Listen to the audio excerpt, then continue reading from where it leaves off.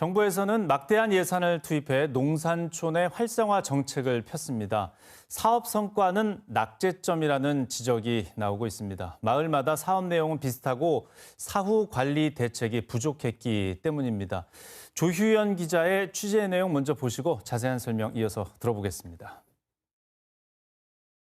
2000년대를 전후해 부처별로 추진한 농산촌 활성화 사업은 10여 가지에 이릅니다. 강원도에 지정된 산촌 생태마을과 정보화 마을만 해도 130여 곳, 1,200억 원이 들었습니다. 하지만 시설의 지원이 집중돼 주민들의 운영 자체가 쉽지 않았다는 지적이 나옵니다. 프로그램 진행할 수 있는 능력이 없어요. 연세들이 높아서.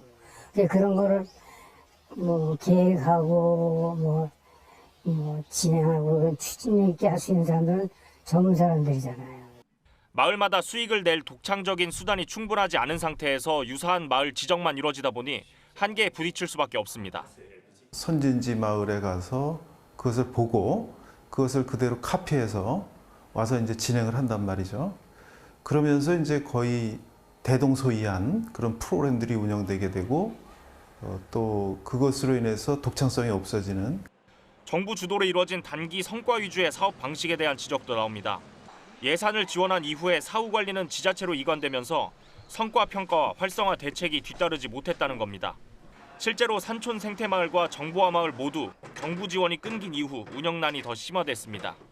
단순히 건물 하나 있다라는 이유로 이 젊은 사람들이 지방으로 오진 않거든요. 지역 사정을 잘 아는 지자체가 기획을 하고 편성을 하는 것이 일반적으로는 더 바람직합니다. 이 때문에 사업 구상 단계부터 마을 특성에 맞고 지속 가능한 계획을 세우고 이를 체계적으로 관리할 수 있는 시스템 마련이 필요하다는 지적입니다. KBS 뉴스 조휴연입니다. 네, 조휴연 기자 나와 있습니다. 아마 많은 마을들을 돌아봤을 텐데 현장 상황은 어떻습니까? 네, 취재진은 우선 가급적 많은 마을을 직접 가보고 주민들 이야기를 들으려고 노력을 했습니다. 네. 이 농산촌 활성화 사업이 이루어진 마을 10군데 정도를 돌아봤는데요. 어떤 마을을 가도 상황이 비슷했습니다. 이 마을에 지어진 시설의 모습 그리고 방치된 상황까지도 모두 비슷했습니다. 먼저 돌아본 산촌 생태마을에서는 공통적으로 비슷한 건물이 2개씩은 꼭 들어서 있었는데요. 네. 숙박시설 용도로 돼 있는 게 1개, 그리고 전시관이나 체험관 1개가 마을마다 다 있었습니다. 또 정보화 마을의 경우에는 건물 안에 컴퓨터 10대 정도가 들어가는 교육 공간이 다 마련돼 있었습니다. 다시 말해서 마을은 여러 개인데 결국 시설이 다 비슷했다는 건데요. 이 시설에서 운영하는 체험 프로그램도 유사하니까 경쟁력이 떨어질 수밖에 없는 구조였습니다. 그리고 운영이 잘 안 되고 있는 마을은 또 다른 공통점이 있었는데요. 이 운영이나 매출에 관한 자료를 찾을 수 없다는 점이었습니다. 이 주민 대표나 마을 관리자는 자료를 아예 갖고 있지 않거나 어디다 뒀는지 모르겠다 이렇게 답을 하기도 했고요. 그래서 관리를 하고 있다는 시군이나 강원도에 다시 물으면 이것도 마을별로 관리해서 자세히 모른다 이렇게 네. 대답을 했습니다. 예, 체험 마을, 정보화 마을 다니다 보면 많이 볼 수가 있는 간판이었습니다. 근데 이름표는 이렇게 달아주고 사업 추진 예산도 갔는데 방치된 이유는 뭡니까? 네, 우선 정확한 운영 자료가 없어서 실태 파악은 힘든 상황이었는데 지금까지 운영이 잘 되는 마을도 있기는 합니다. 네. 하지만 상당수의 마을에서는 비슷한 구조적인 한계를 찾을 수가 있었습니다. 가장 먼저 지적하는 게 시설 위주의 사업 방식입니다. 마을별로 유사한 시설에 투자를 잔뜩 해놓고 정작 운영이나 관리는 관심을 두지 않는다는 건데요. 사업 방식도 문제입니다. 두 사업 모두 주민들의 신청을 받아서 그리고 대상 마을을 지정한 다음에 지원을 해주는 방식인데요. 이 때문에 이 사업이 모두 상향식이라는 게 정부와 지자체의 설명입니다. 그런데 이제 현실적으로는 그렇지가 않습니다. 이 마을 주민들 입장에서는 전문성이 떨어질 수밖에 없는 상황인데 그래서 이 잘된 마을 따라하고 그 다음에 또 다른 마을을 참고해서 그 마을을 참고해서 다른 마을들이 또 따라하다 보니까 네. 경쟁력이 없이 다 비슷한 마을이 생겨나게 되는 겁니다.